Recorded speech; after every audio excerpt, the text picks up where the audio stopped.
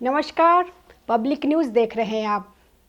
All India Muslim personal law board ने केंद्र सरकार द्वारा प्रस्तावित वक्फ 2025 कानून और वक्फ उम्मीद पोर्टल की कड़ी आलोचना की।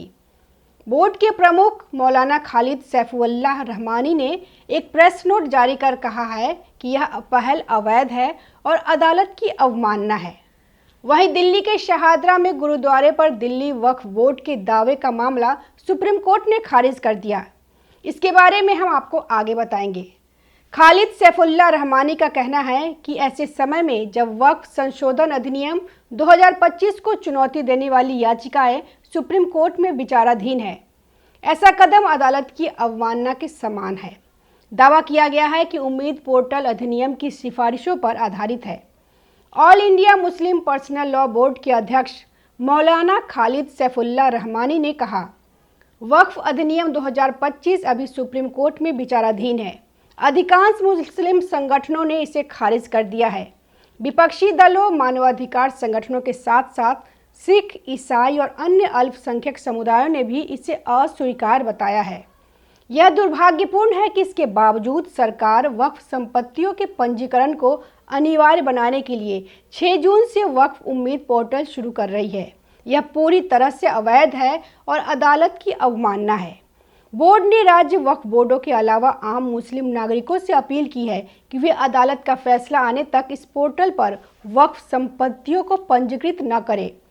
सैफुल्लाह रहमानी ने कहा कि पंजीकरण पूरी तरह से विवादित कानून पर आधारित है, जिसे अदालत में चुनौती दी गई है और असंवैधानिक करार दिया गया है।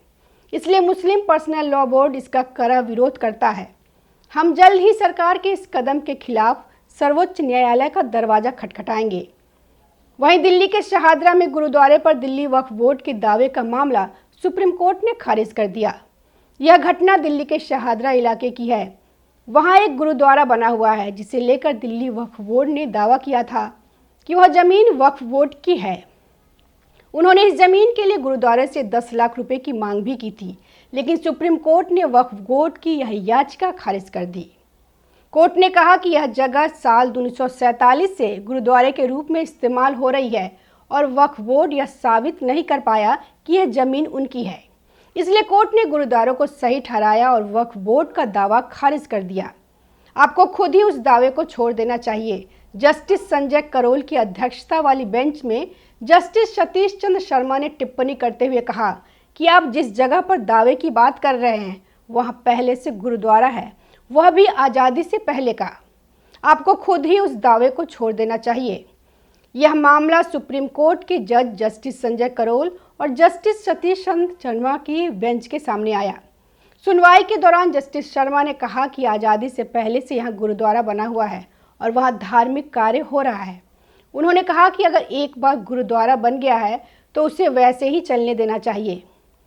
वक्फ बोर्ड का कहना था कि यह जगह पहले एक मस्जिद थी, लेकिन दूसरी तरफ गुरुद्वारा सिंह सभा ने बताया कि उन्होंने यह जमीन खरीदी है और वे इसके कानूनी मालिक हैं।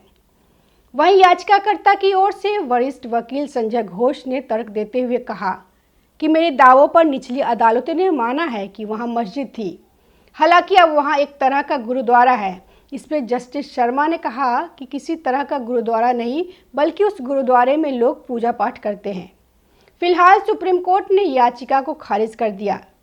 इसी के साथ अदालत ने शहादरा में एक संपत्ति पर दिल्ली वक्फ बोर्ड के दावे को वक्फ संपत्ति के रूप में स्वीकार करने से इनकार कर दिया और कहा कि उस स्थान पर एक गुरुद्वारा मौजूद है।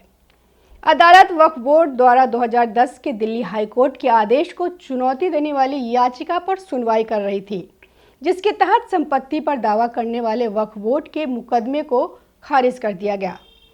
यह विवाद 1980 के दशक का है, जब दिल्ली वक्फ बोर्ड ने हीरा सिंह, अब मृतक हैं, के खिलाफ शहादरा के गांव में एक संपत्ति पर कब्जे के लिए मुकदमा दायर किया था। इसने दावा किया कि संपत्ति एक वक्फ संपत्ति थी और अनादिकाल से इसका उपयोग किया जा रहा था। प्रतिवादी ने इस मुकदमे को समय समय समाप्त बताते हुए चुनौती दी और दावा किया कि संपत्ति उसके मालिक मोहम्मद एहसान द्वारा उसे बेची गई थी। उन्होंने यह भी कहा कि संपत्ति का इस्तेमाल गुरुद्वारा के रूप में किया जा रहा था, जिसका प्रबंधन गुरुद्वारा प्रबंध समिति द्वारा किया जाता है। बोर्ड द्वारा दायर 2 मुकदमे के 23/1/1970 और 22/8/1978 को वापस ले लिया गया था। ट्रायल कोर्ट ने वक्फ बोर्ड के पक्ष में फैसला सुनाया और मुकदमे को खारिज कर दिया। वक्फ बोर्ड ने अपने दावे के पक्ष में कुछ सबूत देने की कोशिश की, लेकिन वे यह साबित नहीं कर सके कि यह उनकी जमीन है। पहले निचली अदालत फिर अपील अदालत ने वक्फ बोर्ड के पक्ष में फैसला दिया था, लेकिन दिल्ली हाई कोर्ट ने उन फैसले को पलट दिया और कहा कि यह जमीन वक्फ की नहीं है। सुप्रीम कोर्ट ने हाई कोर्ट के फैसले को सही माना। नमस्कार। ताज़ा खबरों से जुड़े रहने के लिए हमारे चैनल को सब्सक्राइब करें और बेल आइकन को दबाना ना भूलें, ताकि हर खबर की नोटिफिकेशन आपको मिलती रहे।